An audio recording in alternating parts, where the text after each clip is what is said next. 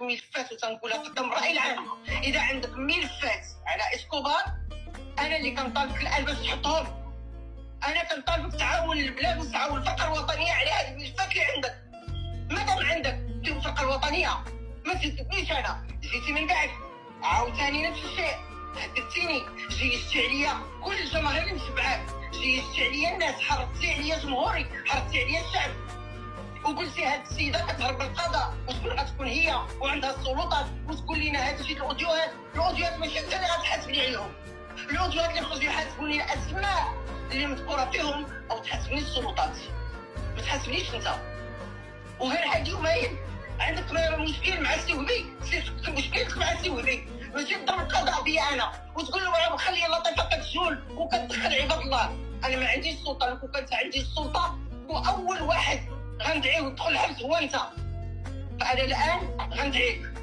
شفتي في اللي مجيشين عليا فاطمه الزهراء ملي كيخرجوا المحاميين من القضيه ديال الجلسه، علاش ما شديش وحده اخرى غير لطيفه؟ ملي كتخرج المحكمه وانت لطيفه، شدات لطيفه، عطاوك مليار لطيفه، المحامي ماشي كتهرب، المحامي تيقول لا انا ما عارفش هذه القضيه المليار وكتاكد عليها. هنا عرفت بان شو تيفي بدات كتهاجمني. فالان اللي عنده شي ورقه باش يهاجمني يحطها لي ان ظهري ملاح، وخديت ما دوز من هادشي اللي كديروا فيا وصافي. حطيت الرايه البيضاء، اللي عنده ما يحط يحط. شديتو عليا 4 سنين وهي كتسجل فيا، وعطاتهم الخلاني اللي هو خاين الوطن. علاش ما تعطيوش لشي حد اللي في البلاد؟ علاش ما تخرجش داكشي اللي كتقول؟ هذا الكلام ما عندوش طروش. سمعوني عباد الله، هذا الكلام ما عندوش طروش. انت كتهضري وانا كنهضر، انت كتقولي لي المهدي كان فيك وكان فيك وفعل فيك وترك فيك ودار فيك. شنو نقول لك؟ نقول لك المهدي لهنا يخطي عليا. طبعا حتى انا مراه وحتى انا مغربيه وحتى انا مراه، حتى انا غنعاير عيب واحد غنعاير. فالان كنقول لكم اللي عنده اي حاجه بغى يحطها عليا، انا خديت ما دوز وما غاديش نستسلم، وكل واحد غادي ياخذ حقه وبالقانون. انا الحاجه الوحيده اللي تنقول الان، انا في يد السلطه وفي يد صاحب الجلاله الان، ومنهاش صاحب الجلاله. انا اهدد في بلدي باش ينوض عليا فتحه كفتحه الوداد اللي احترمتهم طول حياتي. انا الان ما عنديش الحق نسهر في كازا، ما عنديش الحق نخرج سهرات لان خايفه على راسي.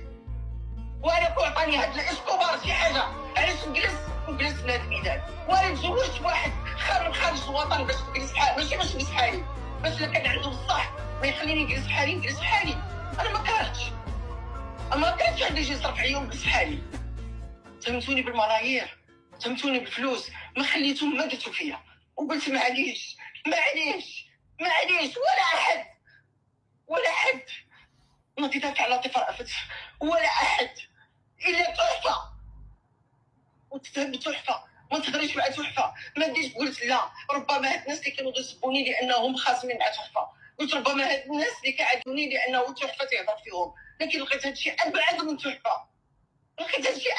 من تحفه، هادشي بزاف. سعيد النصيري ما دخلتوش انا، سعيد النصيري شوفوا المصارف ديالهم بيناتهم ماشي ديالي انا يا ريت يخرج سعيد ويخرجوا كلهم خارج هادشي. انا اللي تيقولوا كنعرف بان الاسكوبار ديال المخدرات. سمحوا لي كنهضر بالحق لان دخلت للصفار ومريضه والسكر وكلشي راه هزاك عليا. سعيد النصيري عمري انا ما تهمتو. ثانيا الاسكوبار الا كنت نصح كنعرفوا كيدير المخدرات وكنعرفوا بان كيدير هذا الشيء، علاش كتخليوني نتزوج بيه وانتم درتوا لهم كات؟ علاش؟ لان اي